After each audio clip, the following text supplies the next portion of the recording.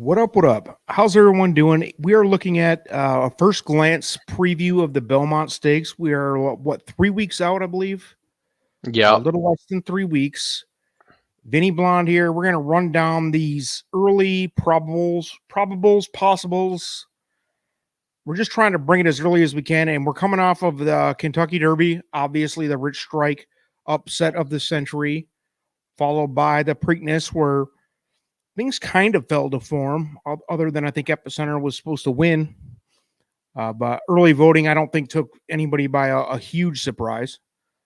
Vinny, what's up, man? How are you doing? I'm good, man. I'm good. Yeah. I'm excited. We're getting every one of these races that goes by means another day closer to Saratoga. So I'm I get it, excited. dude. So I think Thanks. this is an interesting season in such that, and I pointed this out on I can't remember who I was talking to earlier today, and I said, we talked about all early season for the Derby preps. This is so balanced that we don't know what direction things are going in. And we knew there was 6 or 8 horses that could win the Derby, not including Rich Strike. And we knew that there was probably not a Triple Crown winner amongst this crop because it's too balanced and there's not any single horse that stands out as exceptional, although there's several good ones. I think it's been proven that it is a well-balanced crop. We still don't know who's who. I think Epicenter's he's run second both times. Respectable, not a world beater, but where are we at? I mean, we're heading into the Belmont. What's your take on this crop overall, I guess? I think, like you said, I think there's a bunch of very good horses. I think there's a handful that are very good. I don't think we have a great horse in this crop, at least not yet. We'll see what happens later this year or as they keep racing in turn 4. But I still think, even with the loss, I still think Epicenter is the top horse in this crop. I really do. I mean, Me too. he's consistent. He's not a machine. I mean, his 3-year-old campaign so far reminds me a lot of how Gunrunner's was, and it's like I hate making the comparison to Gunrunner because it's the same connections and it's really easy to make that connection. But man, You're not wrong. Gunrunner just had after the Louisiana Derby, Gunrunner went through a streak of just like unlucky races. Besides, I think he ran in the Matt win and he won the Matt win easily. But like after that, like he went to the Haskell, it rains right before post time and exaggerators in the field and runs away with it. He runs in the Travers, arrogant, runs the greatest 1.25 mile race we've seen in 25, 30 years. Like it was just things like that for Gunrunner in his 3-year-old year, like where he was running second, third, fourth in these big races, and he was losing the horses that it was just their day. And so like Derby, Rich Strike runs the race of his life. I don't think he'll ever do that again. At least on the right. He loses to a horse like that. In the Preakness, he has a little bit of trouble, but early voting ran a monster race for Chad, and he barely it's not like he lost by 3 or 4 lengths. Epicenter was a length behind him when the race finished, and he was gaining with every stride. So and he had a terrible trip. He gets a better trip, he may have won, but that's how it goes. So I still think he's the top horse. But horses like Epicenter, Zandon, even Mo Donegal, I think is up there for being part of that very good crew. So we'll see what happens in the second half of the season. And the biggest unanswered question is, can Rich Strike do something again special? I don't think. I guarantee there's a big percentage of the public who's all in on him, and I don't see how you can really 100% say he's that was a fluke. I mean, it's crazy. That was a run of a lifetime. Like you said. If he wins the Belmont, it's going to take a hell of a horse to beat him in the Eclipse Award voting. He wins 2/3 of the Triple Crown races. One, if he wins the Belmont, everyone's going to say, "Well, why didn't you go to the Preakness?" But yeah, he wins here. he basically all but assures that he is 3-year-old champion unless somebody who already has an established resume, like a Zandon who came in 3rd in the Derby, or Epicenter who came in 2nd in both, Got a grade 1 can already. win can win like the Haskell and the Travers, and like win a couple of these big races in the summer, and then get but involved in the winning two, Breeders' Cup. yeah, because I mean, really, when it comes to the voting, like each of these Triple Crown races is really worth 2 grade 1s when it comes to voting. Like I know like a lot of people won't agree with me on it, but it's very weighted towards these Triple Crown races. So that's why Yeah. most of the time like if it's very rare that a horse that doesn't win a Triple Crown race for a 3-year-old wins 3-year-old champion. And it's usually, if they do, it's because they run the table the rest of the year. Like Arrogate did. I don't even know if Arrogate won the award. But I remember like when Arrogate won a bunch of money. I know that. yeah, but like when Will Take Charge won it, Will Take Charge ended up like he finished 2nd. I want to say he finished like 2nd in the Dandy, and then he won the Travers, the Pennsylvania Derby. I think he won something else, and then he finished 2nd in the Classic. And that was a year where it had the Triple Crown races had 3 different winners, and none of the winners came back to win. So it's going to take something like that, like a horse winning multiple of the big races this summer to catch him if he wins here. So there is a lot on the line. If Rich Strike wins here, he's the horse of the year. Period. He could retire after it, in my opinion. Yeah. I mean, I just based on that.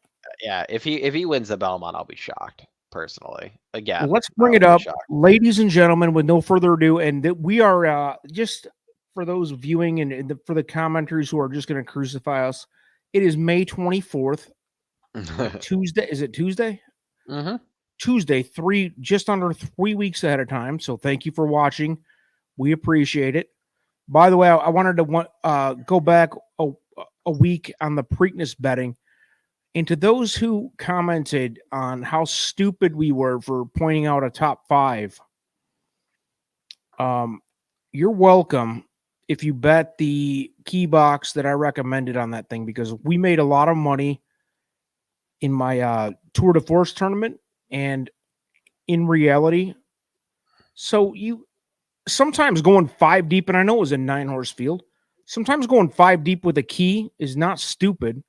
So go F yourself, guy. Who there was like 2 or 3 guys that were like, oh, if you go 5 deep in a 9-horse field, you're an idiot. Go F yourself. I made a bunch of money on that thing. Go F yourself. Have a nice day. I mean, that was it's been a balanced year, dude. There's a lot of years where you can key a horse and put 1 or 2 under him. And I'd much rather do that. Trust me. No, but that was a race that, I mean, I didn't know who I liked between Secret Oath and, there's 2 or 3 of those horses where I'm like, that this horse could easily get 3rd. Blah, blah, blah. I don't care, but I just want comment guy to shut up once in a while. How's that? So with that said, we love comments, but come on, guy. Once in a while, when I get it right, I can tell you to F off, because you guys tell me to F off all the time. Let's look at the Belmont, Vinny.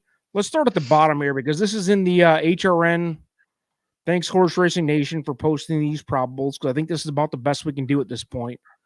Yeah. They have them in the rating order. They have 10 listed as probables or possibles, and this is just according to the fan vote. So this doesn't hold a whole lot of water, but it's the best we can do right now. So, Vinny, let's start at the bottom. Kuchar, however you say that. What do you know about this one? He was 2nd in the Oaklawn Stakes, which I believe was on Kentucky Derby Day, so nobody knew about it. At Oaklawn, the race was won by Homebrew, who was a horse I actually drafted in my fantasy league, Brad Cox trainee. He finished 2nd that day. They came back and over the weekend on Saturday, I believe, so Preakness Day. So again, nobody's watching Churchill.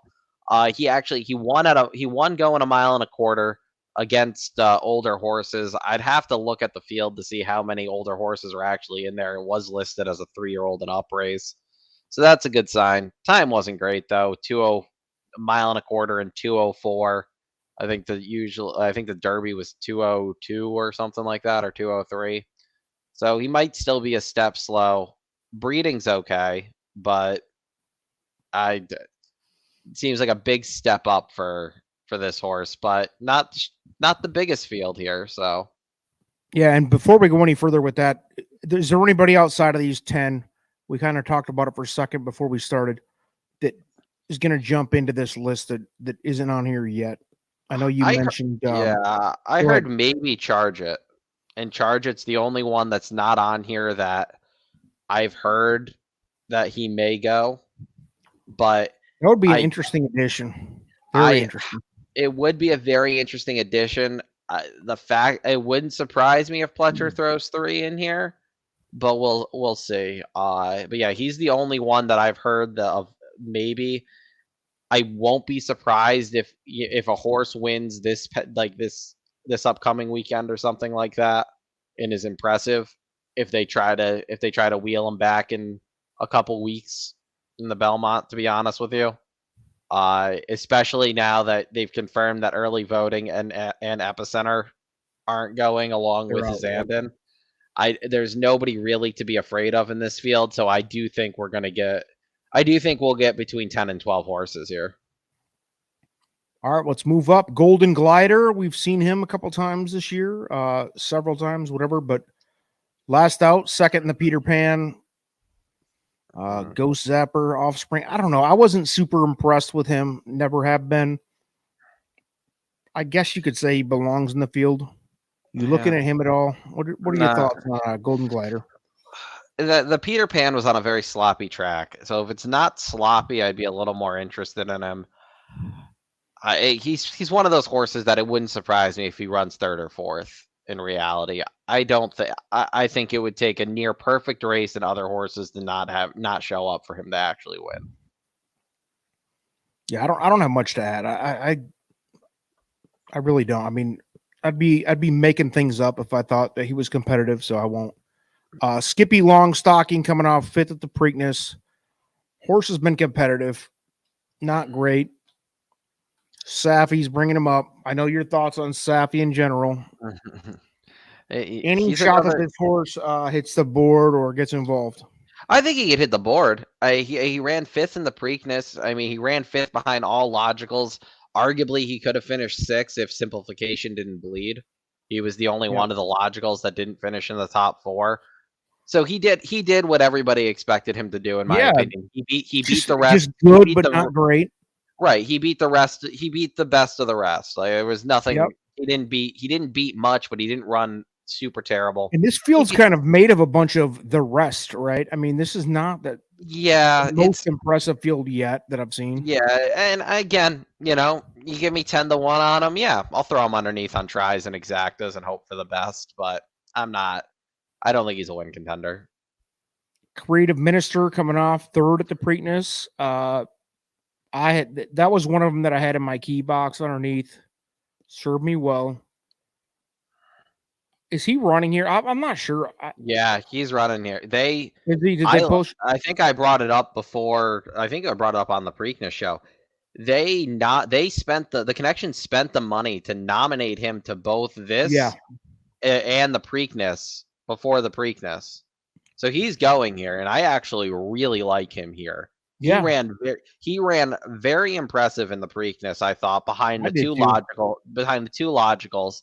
He's very clearly improving. He was still gaining late. He's not a deep closer. He does have a little bit of early speed. So like he can stalk, and that's kind of what the trip you want. You want to kind of be like 3 or 4 lengths off the pace setters in the Belmont. You don't want to come from the clouds. He's got a perfect running style, and he's a horse that I think is just going to keep getting better as we get into summer. So he's right now, he's probably like my 1A type horse right now for this race. Yeah, looking at this list too, I agree, man. I think there's only 4 on here I like out of the 10, and definitely he's up in my 1 or 1A too. Probably 2, but we'll keep going. We the People, winner of the Peter Pan. I know you said it's a mess. We saw him last, the Arkansas Derby before that? Yep. Yeah. Didn't blow anybody away in that thing. He's gonna get very heavily bet here because he torched that Peter Pan field. If you haven't watched that yet, he won by about 12 or 14, I think. I mean, he just So it he's going to wasn't be even. the sex horse. Oh yeah, but it was a sloppy track. He was lone speed on a sloppy track, and he just kept going. He was very, very impressive. So yeah, not taking anything away from him. He was heavily wagered in the If Arkansas, if I remember too. if he's lone speed, he could be dangerous. I like Who's with speed this. in this race? I don't Right, really. exactly. So like right now, based on this field, he kind of falls into, like, not saying that early voting wasn't an attractive pick before the Preakness draw, but he kind of has that type of feel where it's like nobody's really going to go with this horse, and if There's no anybody goes speed. with I him, don't. it's going to be cheap speed. Outside So, of the horses that don't have enough speed to be an actual threat, the rest of exactly. these So like, horses are closers, man. yeah. So he's All of them. he's got like if this is the field, you have to respect him, in my opinion. But he is going to be severely overbet because I mean he laid into that Peter Pan field, and I saw somebody. It was one of the DRF guys, I think, tweeted only one winner of the Peter Pan has come back to win the Belmont in the last 30 years, and it was Tonalist when he beat California Chrome in like 2014. So the Peter Pan has not been exactly the best prep for the Belmont, but if he's low in speed, you got to use him. But hey, this field is, depending on what you think of Rich Strike, this is not the strongest fielder in Mo. Mo D's been on the radar, but let's go on. Another closer, Ethereal Road. That horse is raced in every race, it feels like. They just Every keep running race them. of the season.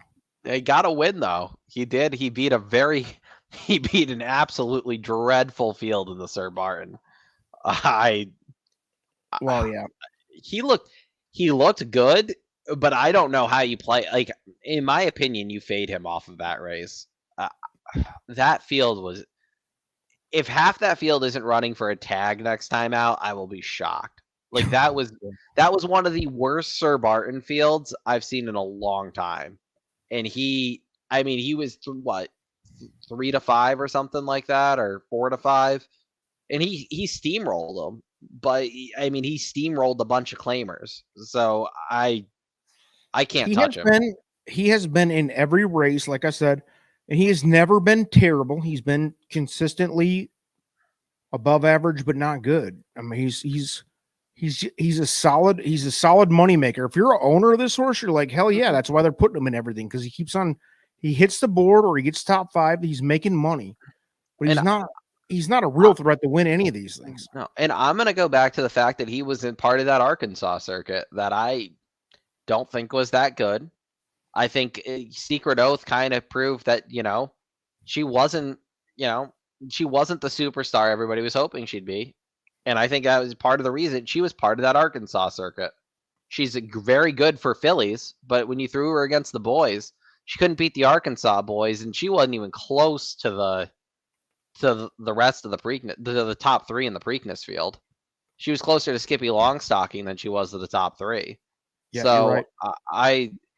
I'm going to say the same thing about Barber Road when we get to him. I don't think he's got a shot. So Barber Road and Ethereal Road are kind of the same thing to me. And yeah, you're right. We'll kind of brush over him quickly. Nest, speaking of a strong filly, Nest coming off second at the Oaks, always looks good.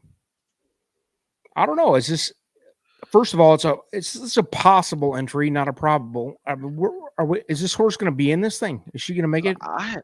If Pletcher decides to run her with Mo Donegal, I'd be a little surprised. I know that it's really not up to him; it's up to the connections.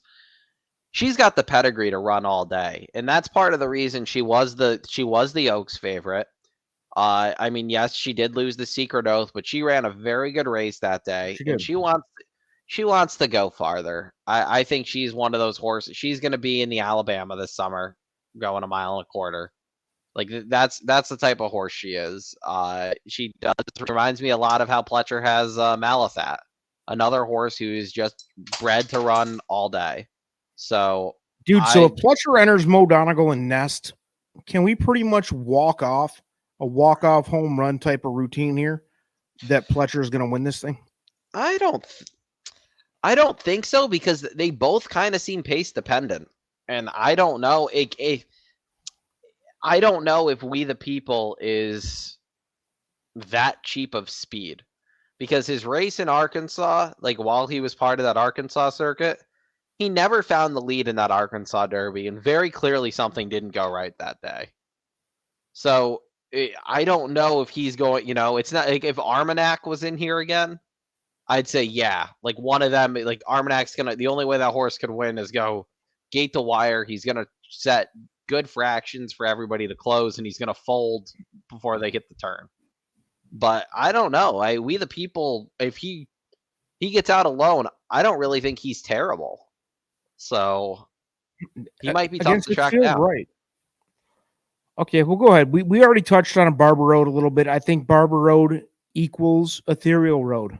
They're kind of the same horse. Barber Road hasn't run since the Kentucky Derby. Ran 6th, ran good at Lexington. Keeneland at the Bluegrass has run good all year, but has not been great ever. He's a check collector. He runs, you know what you're going to get out of him. His race is probably never going to be good enough to win against top company, but second, third, fourth, fifth, sure. Exactly how I feel. Could hit the board here. Probably will hit the board here. Will not win. Mo Donegal. Here we go. Mo Donegal's going to be the. He should be the favorite. Yeah. He should be the favorite. Most likely will be the morning line favorite. Rich Strike's going to make himself the post time favorite. I don't think so. I don't think so. He's the darling. I know he is, but I don't think so. I think he'll be. Is there any chance that it's anybody besides Mo or Rich Strike? Those two are going to. I think we the people after his last race has a legitimate shot, because they're going to see that last race where he won by a landslide. I don't disagree that he should be. I disagree that average dude, frat boy, and 50-year-old summer drink guy who doesn't watch horse racing, only watches the Triple Crown. They're going to be smart, the smart move. He's definitely going to take more money than he's worth. They've never heard of We the People. Yeah, where the money goes. Yeah, I mean, I don't know. I feel like some people are going to see the win and then like the distance that he won by and be like, this is the horse. But yeah, I mean, Rich Strike is going to be one of the top two. I like Mo Donegal a lot. I think this could be the race that we've been waiting for out of him. He's been good all year. I don't know. A deserving favorite if he is. I bet. Yeah. Gun to my head, $100 to win on any horse in this field. It's going to be him. Same. I would agree with that. He's definitely the horse to beat. He didn't run bad in the Derby. He hasn't run bad ever. He's never run bad. He hasn't run bad. His issue, and like I think we touched upon before he drew the one post, and that was what the conversation became. We touched upon this before. His issue is once he he goes wide on turns. He does not cut corners well, and he needs a target. And if he's got to, this is a smaller field, so it shouldn't happen. He should get his run considerably early on at the top of the stretch, and that's good at Belmont. But like in the Derby, he had to go so wide in the Derby that by the time he started rolling, it was way too late, and he was still coming late. But he had to go so wide that was it. Where here it might he probably can run down horses, and he ran down early voting, so he's probably going to be the favorite. But that's always been my issue with him, is that he really needs a target to run at, and he needs to get into his path without having to switch very early on in the stretch, because once he loses momentum, he's done. So I like him a lot, but he's a very hard horse to trust because he constantly comes in second and third. What about Rich Strike? Is Rich Strike racing, first off? And if he is, what's the strategy here for him? We saw obviously the miracle on ice, Team USA hockey type effort in the Derby. Awesome. Nobody can deny the effort was awesome, incredible to watch, whether you won money or not. Can he win? Will he win? What are we doing? If he runs, he most certainly can win. He's, the Derby winner generally runs good next time out. I feel like it's very rare that the Derby winner throws out a absolute dud next time out. Yeah, I can't remember. He At worked. least like below third. Right. He ran. Well, I mean, like I think not even that. Like just like runs a bad race. Like I think like when Nyquist ran in the Preakness, he ended up having to set like a stupid fast pace and he folded. Like things like that happen. But he was involved. That ain't So happening here. yeah, I think he'll be in. I think he'll be involved, and he'll be. I think he'll be moving late. I think he'll be I think much he closer. can win too. I mean, Yeah, I think he'll be much closer to the pace.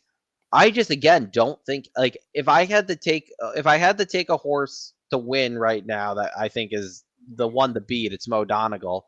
And the horse I think with the most upside is Creative Minister. So like yeah, he could win, but he's still like he's not top, he's not in my top 2 currently.